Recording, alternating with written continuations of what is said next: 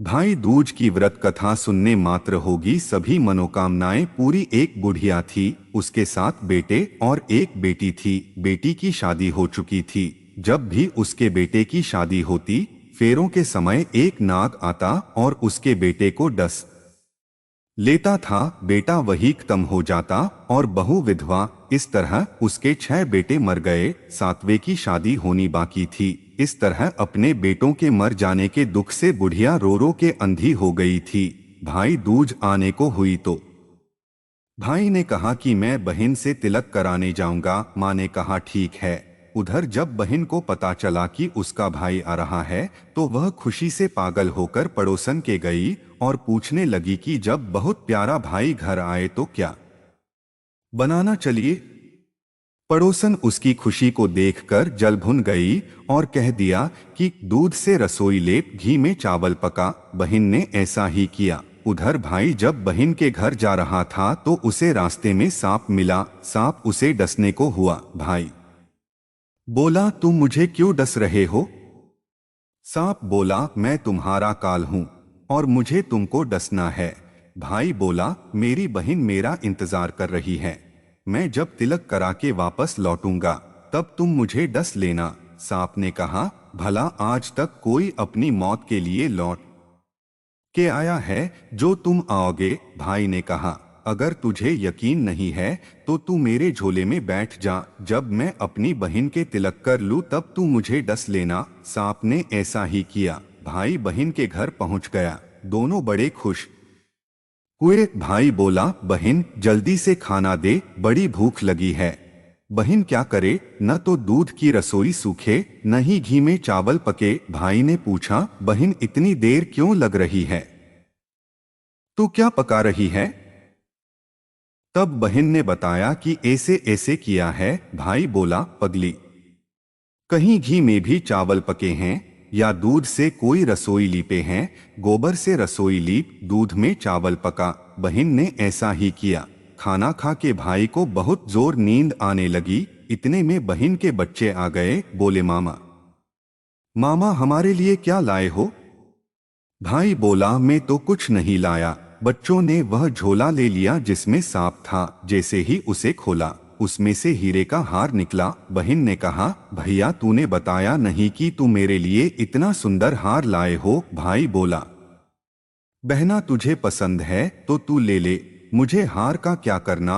अगले दिन भाई बोला, अब मुझे जाना है, मेरे लिए खाना रख दे। बहन ने उसके लिए लड्डू बना के एक डब्बे में रख के दे दिए। भाई कुछ दूर जाकर थक कर एक पेड़ के नीचे सो गया। उधर बहन के जब बच्चों को जब भूख लगी तो माँ से कहा कि खाना दे दो। माँ ने कहा, खाना अभी बनने में देर है। तो बच्चे बोले कि मामा को जो रखा है वही दे दो। तो वह बोली कि लड्डू बनाने के लिए बाजरा पीसा था वही बचा पड़ा है, चक्की में जाकर खा लो। बच्चों ने देखा कि चक्की में तो सांप की हड्डियां पड़ी है। यही बात माँ को आकर बताई तो वह बावड़ी सी होकर भाई के पीछे भागी। रास्ते भर लोगों से पूछती कि किसी ने मेरा गैल बाटोई देखा, किसी ने मेरा बावड़ा सा भाई देखा।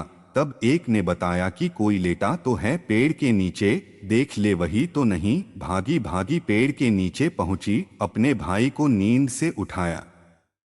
भैया भैया कहीं तूने मेरे लड्डू तो नहीं खाए? भाई बोला, ये ले तेरे लड्डू। नहीं खाए मैंने, ले दे के लड्डू ही तो दिए थे। उसके भी पीछे पीछे आ गई। बहन बोली, नहीं भाई तू झूठ बोल रहा है, जरूर तूने खाया है। अब तो मैं तेरे साथ चलूंगी। भाई बोला, तू मान रही है तो चल। फिर चलते चलते बहन को प्यास लगती है। वह भाई को कहती है कि मुझे पानी पीना है। भाई बोला, अब मैं यहाँ तेरे लिए पानी कहाँ से लाऊं? देख दूर कहीं चील उड़ रही हैं, चली जा वहां, शायद तुझे पानी मिल जाए। तब बहन वहां गई और पानी पीकर जब लौट रही थी तो रास्ते में देखती है कि एक जगह जमीन में 6 शिलाएं गढ़ी हैं और एक बिना गढ़े रखी हुई थी। उसने एक बुढ़िया से पूछा कि ये शिलाएं कैसी हैं? उस बुढ़िया ने बताया कि एक बुढ़िया है, उसके 7 बेटे थे। 6 बेटे तो शादी के मंडप में ही मर चुके हैं, तो उनके नाम की ये शिलाएं जमीन में गढ़ी हैं। अभी सातवें की शादी होनी बाकी है। जब उसकी शादी होगी तो वह भी मंडप में ही मर जाएगा। तब यह सातवीं सिला भी जमीन में गड़ जाएगी। यह सुनकर बहन समझ गई ये सिलाएं किसी और की नहीं बल्कि उसके भाइयों के नाम की हैं। उसने उस बुढ़िया से अपने सातवें भाई को बचाने का उपाय पूछा। बुढ़िया ने उसे बतला दिया कि वह अपने सातवें भाई को कैसे बचा सकती है। सब जानकर वह वहां से अपने बॉल खुले करके पागलों की तरह अपने भाई को गालियां देती हुई चली भाई के पास आकर बोलने लगी, तू तो जलेगा, कुटेगा, मरेगा। भाई उसके ऐसे व्यवहार को देखकर चौंक गया पर उसे कुछ समझ नहीं आया। इसी तरह दोनों भाई बहन मां के घर पहुंच गए। थोड़े समय के बाद भाई के लिए सगाई आने लगी। उसकी शादी तय हो गई। जब भाई को सहरा पहनाने लगे तो वह बोली, इसको क्यों सहरा बंधेगा? सहारा तो मैं पहनूंगी, ये तो जलेगा, मरेगा। सब लोगों ने परेशान होकर सहरा बहन को दे दिया। बहन ने देखा उसमें कलंगी की जगह सांप का बच्चा था। बहन ने उसे निकाल के फेंक दिया। अब जब भाई घोड़ी चढ़ने लगा तो बहन फिर बोली, ये घोड़ी पर क्यों चढ़ेगा? घोड़ी पर तो मैं बैठूंगी, ये तो जलेगा, मरेगा। इसकी लाश को चील कौवे खाएंगे। सब लोग बहुत परेशान। सबने उसे घोड़ी पर भी चढ़ने दिया।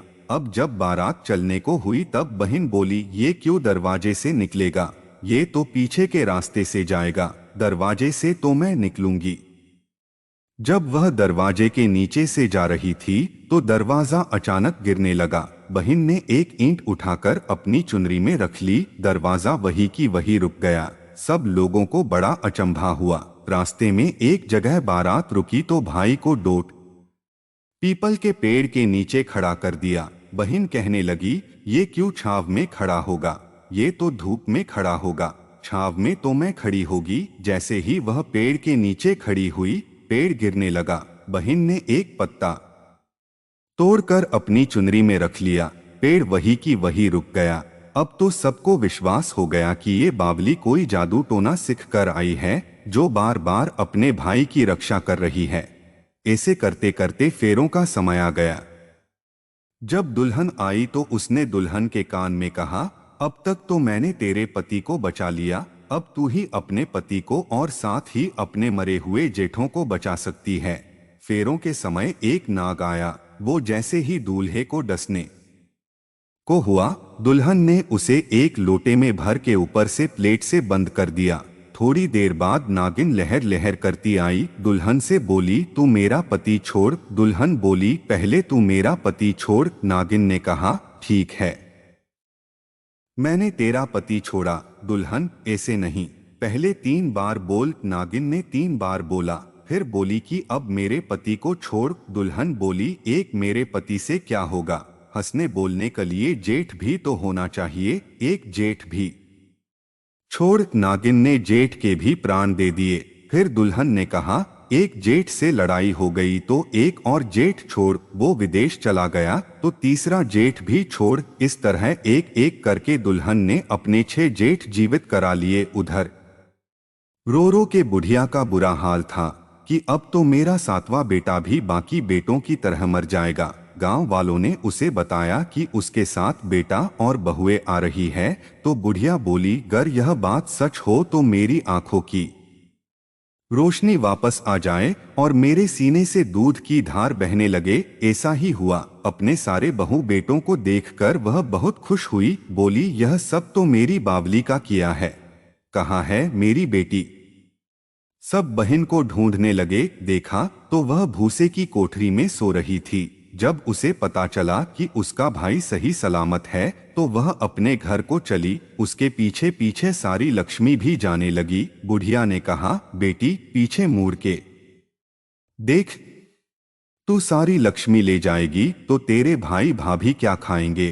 तब बहन ने पीछे मुड़ के देखा और कहा, जो माँ ने अपने हाथों से दिया वह मेरे साथ चल, बाद बाकी का भाई भाभी के पास रह। इस तरह एक बहन ने अपने भाई की रक्षा की। दोस्तों, वीडियो अच्छी लगी हो तो वीडियो को एक लाइक करके चैनल को सब्सक्राइब जरूर करें। धन्यवाद।